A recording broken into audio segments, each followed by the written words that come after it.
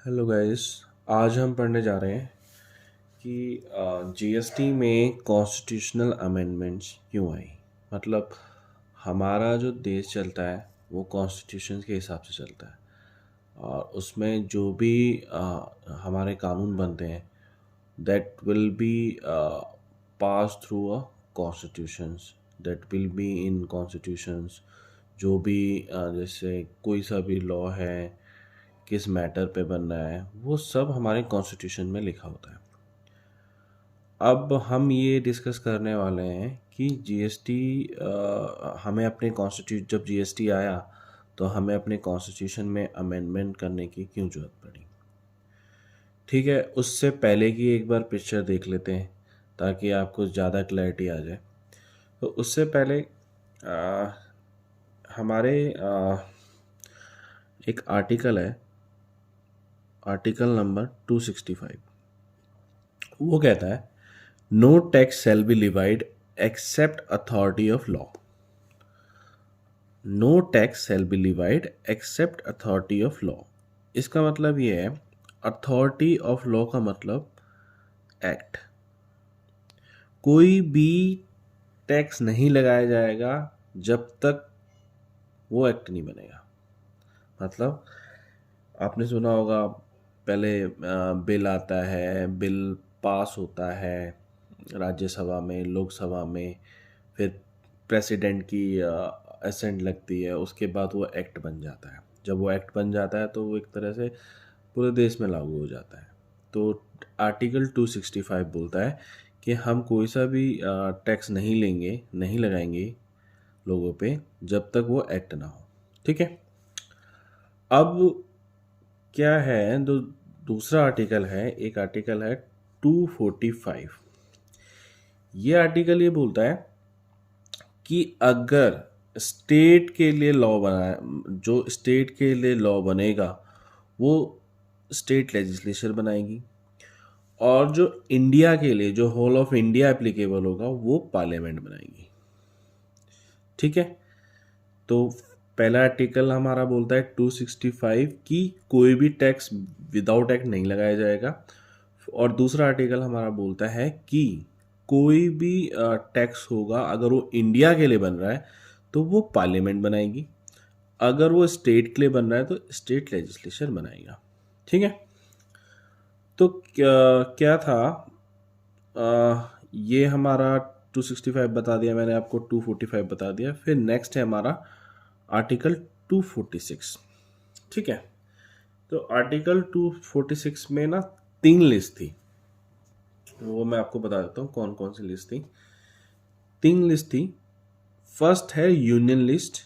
ठीक है, यूनियन को आप ये समझ सकते हो कि central government, like central government बोल सकते हो यूनियन को, या आप पार्लियामेंट बोल सकते हो। करेक्ट। दूसरी थी हमारी स्टेट लिस्ट, और थर्ड है हमारा कॉन्करेंट लिस्ट। ठीक है। अब इन तीनों लिस्ट में कौन कौन से सब्जेक्ट मैटर होते हैं वो मैं आपको बता देता हूँ। यूनियन लिस्ट में टैक्सेशन का भी मैटर हो सकता है और नॉन टैक्सेशन का मैटर भी हो सकता है, दोनों हो सकते हैं।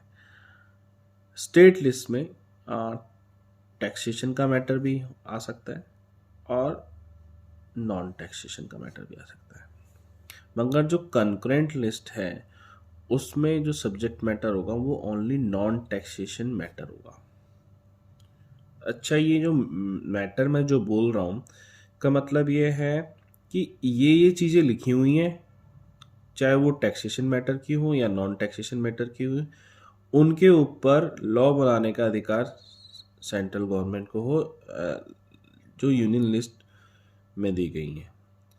जो यूनियन लिस्ट, जो स्टेट लिस्ट में दी गई हैं, उनके ऊपर राइट है स्टेट को बनाने का कोई भी लॉ, चाहे वो टैक्सेशन मैटर का हो चाहे वो नॉन टैक्सेशन मैटर का हो। ऐसी कंकरेंट लिस्ट में क्या है, ये दोनों ही आपस में मिलकर बना सकते हैं कोई भी लॉ, बट वो नॉन टैक्सेशन मैटर हुआ ओनली।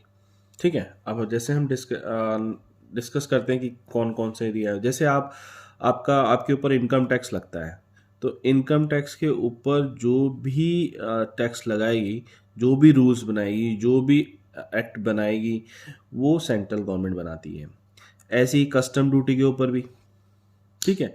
तो ये साइड में जो दिया लिखा है मैंने 82, 83, देयर लिस्ट 1 से लेकर 2, 3, 4, 5, 6, 7, 8, ये 97 तक है, ठीक है।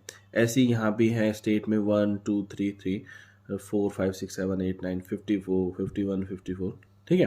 तो जो मेन टैक्स से रिलेटेड था वो एंट्री मैंने यहाँ लिख दी है।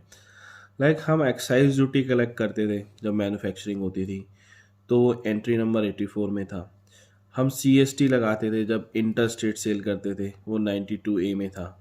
हम सर्विस टैक्स लगाते थे जब हम सर्विस देते थे, वो एंट्री नंबर 97 में था।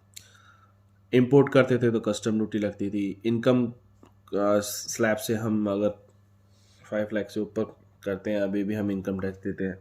तो ये इन मैटर्स पे जो भी लॉ था वो अपना सेंट्रल गवर्नमेंट बनाती है, सेंट्रल गवर्नमेंट बनाती है, करेक्ट। अब आपने सुना होगा कि जब जीएसटी का डिस्कशन हुआ तो स्टेट से पूछा कि आ, आपको भी जीएसटी हमें अप्लाई करना है ऑल ओवर इंडिया, तो आप मंजूरी आपसे भी लेनी पड़ेगी। तो उस समय क्या हुआ, स्टेट ने बोला हम तो जीएसटी के लिए रेडी हैं, मगर जो भी अल्कोहल में जो वैट लगता है उसको जीएसटी के दायरे से दूर करना पड़ेगा। मतलब कि जो भी अल्कोहल पर मैन्युफैक्चरिंग होती है उस पर भी अभी भी हम ईडी कलेक्ट करेंगे, एक्साइज ड्यूटी कलेक्ट करेंगे। तो ये एक्साइज ड्यूटी वही है कि जो स्टेट में मैन्युफैक्चरिंग होगी अल्कोहल की, ठीक है, वो उस पर हम एक्साइज ड्यूटी कलेक्ट करेंगे, ठीक है। और सेम एज उसी पे हम वेट भी कलेक्ट करेंगे। तो 54 एंट्री वेट था जो स्टेट कलेक्ट करती थी, 51 में एक्साइज ड्यूटी थी।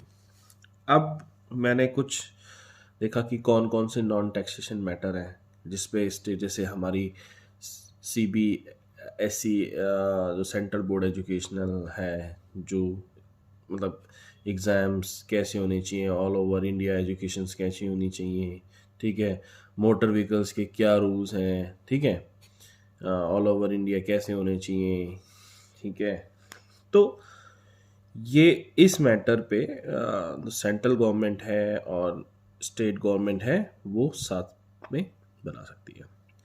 अब इशू क्या आ रहा था, इशू ये आ रहा था कि इस मैटर पे सेंट्रल गवर्नमेंट बना सकती है, इस पे स्टेट।